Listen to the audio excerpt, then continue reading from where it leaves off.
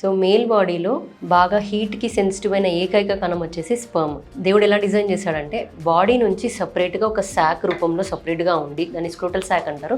దాంట్లో టెస్టిస్ నుంచేసి అక్కడ sperm production అనేది జరుగుతుంది అనమాట. నా పేరు డాక్టర్ రష్మి, గైనకాలజిస్ట్, మానస క్లినిక్, వనపర్తి. ఇది body temperature, core body temperature కంటే స్క్రోటల్ శాక్లో 2 to 3 degrees తక్కువగా ఉంటుంది. సో దాని యొక్క కండరాలు కూడా ఎలా డిజైన్ చేశాడంటే ఇప్పుడు ఒకవేళ క్లైమేట్ బాగా చల్లగా ఉందనుకోండి, దాని మజిల్స్ అనేవి కాంట్రాక్ట్ అయిపోయి టెస్టిస్ని బాడీకి దగ్గరగా ఉంచి కొంచెం వెచ్చగా ఉండేలాగా చూస్తుంది. సమ్మర్లో బాగా వేడిగా క్లైమేట్ ఉన్నప్పుడు ఈ మజిల్స్ అన్ని రిలాక్స్ అయిపోయి టెస్టిస్ని బాడీ నుంచి దూరంగా ఉంచుతాయి అనమాట. సో టెక్నికల్గా దాని మజిల్స్ కానీ దాని ప్లేస్ కానీ టెస్టిస్ కరెక్ట్ సరైన ప్లేస్లో ఉంచేసి స్పర్మ్ ప్రొడక్షన్కి ఎలాంటి ఇబ్బంది కాకుండా బాడీ అలా డిజైన్ అయిపోయింది. కాకపోతే ఏంటంటే హీట్కి బాగా ఎక్స్పోజర్ అవుతారు చాలామంది. అంటే బేకింగ్ కానీ, చెఫ్స్ కానీ, కుకింగ్ వర్క్స్ చేసేవాళ్ళు కానీ, లేకపోతే fire engine workers, glass metal ఇండస్ట్రీస్లో పనిచేసే వాళ్ళు, సో మైనింగ్ చేసేవాళ్ళు, లాండ్రీ వర్కర్స్, సో ఇలాంటి వాళ్ళు బాగా హీట్కి బాగా ఎక్స్పోజ్ అవుతారనమాట. సో దానివల్ల మనకు మేల్ ఇన్ఫర్టిలిటీ బాగా ఎక్కువ పెరిగిపోతుంది వృత్తిరీత్యా. సో హీట్ ప్రొడ్యూస్ కావడం వల్ల లోపల స్పర్మ్ ప్రొడక్షన్ సరిగా చేయక కౌంట్ అనేది పడిపోతుంది. వెల్డింగ్ వర్క్స్ చేసే వాళ్ళు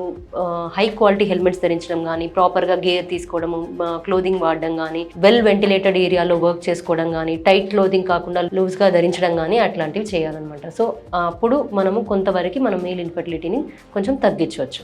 థ్యాంక్ యూ.